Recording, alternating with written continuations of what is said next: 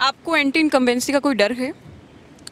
देखिए, देश में पहली बार ये तीसरा चुनाव है जो प्रो इनकम्बेंसी पे हो रहा है।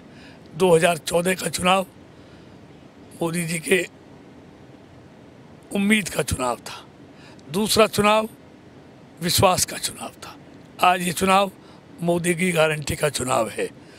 मोदी उम्मीदों पर खरे उतरे, विश्वास पर खरे उतरे, और जो आदमी 2 टर्म में दोनों चीज़ों पर खरा उतरा है तो लोगों को भरोसा है उसकी गारंटी पर भी, गारंटी पूरा होने की गारंटी। तो प्रो इनकम्बेंसी है।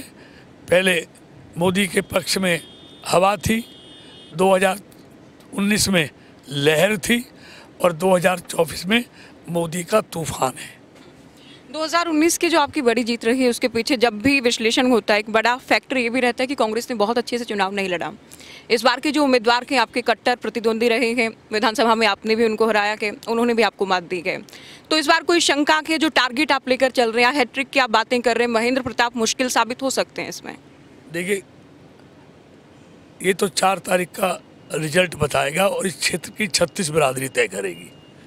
लेकिन जैसे मोदी पर इस देश के 140 करोड़ लोगों पर भरोसा है, मुझे अपने लोकसभा क्षेत्र की 36 बिरादरी के प्रत्येक मतदाता पर भरोसा है। उन्होंने 2014 में भी इतिहास लिखा, 2019 में भी इतिहास रचा, और 2024 में भी मेरी लोकसभा की 36 बिरादरी का मतदाता 2019 से बड़ी जीत भारतीय जनता पार्टी को फरीदाबाद लोकसभा से 2024 में मिलेगी। आप 36 बिरादरी की बात करते हैं गुज्जर साहब, लेकिन इस बार कांग्रेस ने जो कास्ट कॉम्बिनेशन को लेकर होमवर्क किया है वो कहीं ना कहीं चैलेंजिंग हो सकता है।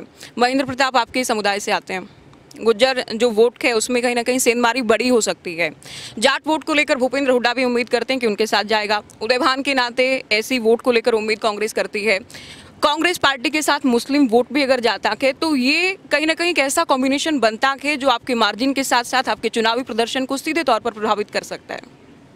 देखिए, मैं मतदाताओं को जातियों के रूप में नहीं देखता, मैं सारे मतदाताओं को भारतीय के रूप में देखता हूँ, और वो भारत के लिए, देश के लिए वोट करेंगे ऐसा मुझे भरोसा है। जातियाँ तो पिछले 2014 में भी थी, जिनके आप नाम ले रहे हो वो 2014 में भी उनके नेता थे, 2019 में भी थे, 2014 में भी बिरादरी का उम्मीदवार सामने था, 2019 में भी मेरी बिरादरी का उम्मीदवार सामने था, और आज भी मेरा बिरादरी का उम्मीदवार सामने है।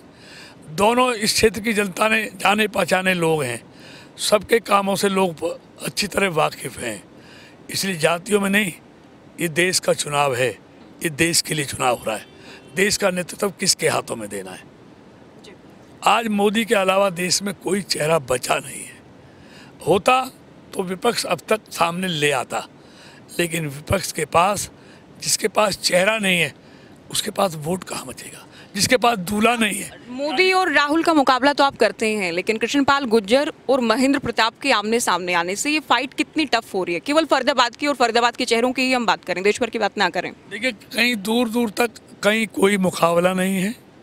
25 तारीख को वोट पड़ेगा। पिछली बार भी यही पूछते थे आपके पत्रकार, और आज भी वो रिकॉर्ड होगा। मैंने कहा था पहले से बड़ी जीत होगी 2014 से, और आज फिर कह रहा हूँ, आप रिकॉर्ड कर लो। मुझे भरोसा है अपने क्षेत्र के मतदाताओं पर कि वो देश के लिए मतदान करेंगे, एक मजबूत सरकार के लिए मतदान करेंगे, एक मजबूत नेता के लिए मतदान करेंगे, जो देश को जिन्होंने संभाला है, देश को जिन्होंने आगे बढ़ाया है। तो आप देखना, 2024 की जीत 2019 से बड़ी जीत होगी फरीदाबाद लोकसभा।